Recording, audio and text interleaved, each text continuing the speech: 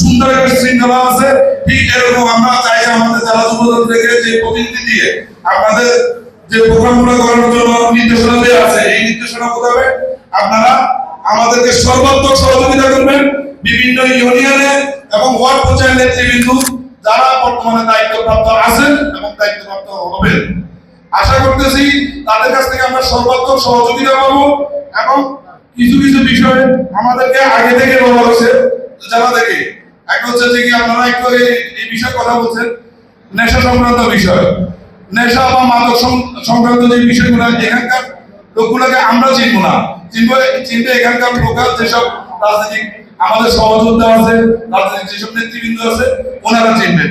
কিন্তু আমরা যখন আসবো, আমরা আমাদের কার্যক্রম করার সময় আমরা এখানে কোন রকম বিশৃঙ্খল পরিস্থিতি না করাতে আমরা আবারও বলতেছি জেলা যুবদলের আহ্বায়ক এবং সদস্য সচিব এবং আমাদের সিনিয়র যুগ্ম আহ্বায়ক বেলাল ভাইয়ের নির্দেশ করে বলতেছি, এখানে যারা স্বৈরাচারের সাথে বিভিন্ন রকম সম্পৃক্ততা ছিল বা কেউ আপনার আমাদের দালালি এক প্রকার আমরা যেটাকে বুঝি যে কেউ আপনার ছিল এখানে উপরে বিএনপি ভিতরে আওয়ামী লীগ বা ছাত্রলীগের সাথে জড়িত ছিল, এরকম কেউ যদি আসেও আপনারা ওই প্রোগ্রাম স্থলে কোন রকম বিশৃঙ্খলতা না করে যার বিরুদ্ধে আপনাদের কোন আর্গুমেন্ট থাকবে সরাসরি জেলা বরাবর তার প্রমাণপত্র দিয়ে আপনারা আপিল করবেন। আপিল অনুযায়ী শুনানি হয়ে ওই শুনানির মাধ্যমে তার ফরম সদস্য ফরম বাতিল করা হবে। কিন্তু কোন রকম আপনারা আপনাদের নিজ এলাকায় বিশৃঙ্খলতা করতে পারবেন না। এই বিশৃঙ্খলতার কারণে আমাদের বিভিন্ন সময় যুবদলের বিভিন্ন প্রোগ্রামে এই দুর্নামগুলো তৈরি হয়। আমরা বিশ্বাস করি ফুলগাজী যুবদল কোন রকম এই ধরনের কার্যক্রম এই দুর্ঘটনা ঘটতে আমাদেরকে ঘটা থেকে বিরত রাখবে আশা করি।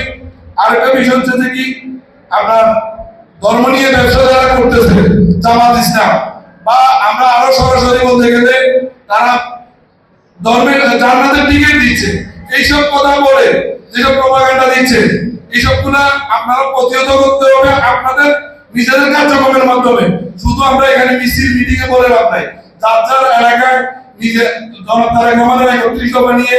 আর আমাদের এখানকার সবচেয়ে সৌভাগ্যবান আমরা এই দিক থেকে রফিকুল মজনু ভাই আমাদের এই আসনে নির্বাচন করতেছে, এখন পর্যন্ত আমরা যতটুকু জানি ওনার লিফটেড নিয়ে আমরা যাব। আমরা মাঠে ঘাটে আমরা আমাদের পাড়া প্রতিবেশী আত্মীয় স্বজন তাদের কাছে আমাদের দানের শীষের যে লিফলেটটা আছে এটা নিয়ে যাবো, একত্রিত বানিয়ে যাবো, যার থেকে আমরা আমাদের দলের পজিটিভ সাইনগুলা তুলে ধরবো সবার কাছে।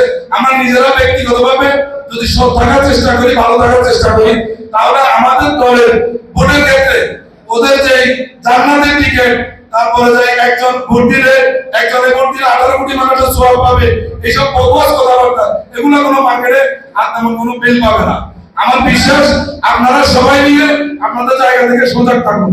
আর আমরা চাইতেছি বারবার এই একটা কথা জেলা যুবদল থেকে না শুধু সেন্টার থেকে বলা হচ্ছে জনবান্ধব একটা যুবদল, যে যুবদল আমার আপনার সকলের জন্য সবসময় সুসময় দুঃসময় কাজে এরকম একটা জনবান্ধব আমরা যুবদল চাচ্ছি।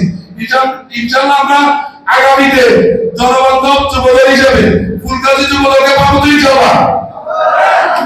আমরা সবাই আমাদের জায়গা থেকে এই যুবদলকে ঠিক ওইভাবে তৈরি করি যেভাবে আমরা আমাদের যাওয়ার পথ দিয়ে শুধু সালামটা যেন ভয় না দেয়, আমাদেরকে সম্মানের সহিত দেয়। আমরা রাজনৈতিক কর্মী হিসাবে কারো ভিতরে ভীতি না তৈরি না করে আমরা তৈরি করার চেষ্টা করি সেই জিনিসটা, তার সাথে আমার ভাতৃত্বপূর্ণ সম্পর্ক, জনবন্ধন, তাদের সাথে আমরা কথা বল, যারা আমাদের সাথে তাদের সুখ দুঃখে কথা বললে তাদের মনের ভিতরে একটা স্বস্তি আসবে। আর আমরা চেষ্টা করবো যার ইউনিয়নের ওয়ার্ডে গিয়ে যেসব জায়গায় আমরা আজকে একটা জেলা কমিটির পক্ষ থেকে একটা সাইট ভিজিট করে এসেছি। রাস্তা আমাদের ফরিদ ভাইরা ছিল, এখানকার উপজেলা যুবদলের আহ্বায়ক সদস্য সচিব বাকি সবাই ছিল। আমাদের বিশ্বাস আপনারা যদি আপনাদের 47তম প্রতিষ্ঠাবার্ষিকী উপলক্ষে যুবদলের 47তম প্রতিষ্ঠাবার্ষিকী উপলক্ষে স্ব এলাকায় জনবান্ধব কিছু কার্যক্রম করেন, এটাতে আমাদের দলের এবং কি ব্যক্তিগত আমরা যারা মেম্বার চেয়ারম্যান বিভিন্ন সময় বিভিন্ন প্রার্থী হওয়ার সম্ভাবনা আছে, তাদের ব্যক্তিগত ইমেজও ভালো তৈরি হবে এবং কি দলের সব দিক থেকে সর্বাবস্থায় একদম পজিটিভ বিষয়গুলো নিয়ে আলোচনা করার চেষ্টা করবো। নেগেটিভ যদি কেউ বলে তাকে আমরা ওখানে থামিয়ে দিয়ে তাকে আমরা সাইডে নিয়ে বলি দলের নামে কোনো আরো কষ্ট থাকলে কষ্টটা যেন জনসম্মুখে না বলে। আমার দেয়া গেছে দিদির কাছে এই জন্য আমি পদ পদবি পাইনি। এই নিয়ে এখানে যদি রাস্তার উপরে দাঁড়ায় আমরা যদি দাঁড়ায় বিশৃঙ্খলতা তৈরি করি, এই বিশৃঙ্খলতা আমাদের দলের জন্য খুব দুঃসহ সময় নিয়ে আসবে। আমার বিশ্বাস আপনারা সবাই সবার জায়গা থেকে পরিচ্ছন্ন রাজনীতি করার জন্য তৈরি হবেন। আজকে এতটুকু বলে আমি আমার বক্তব্য শেষ করলাম।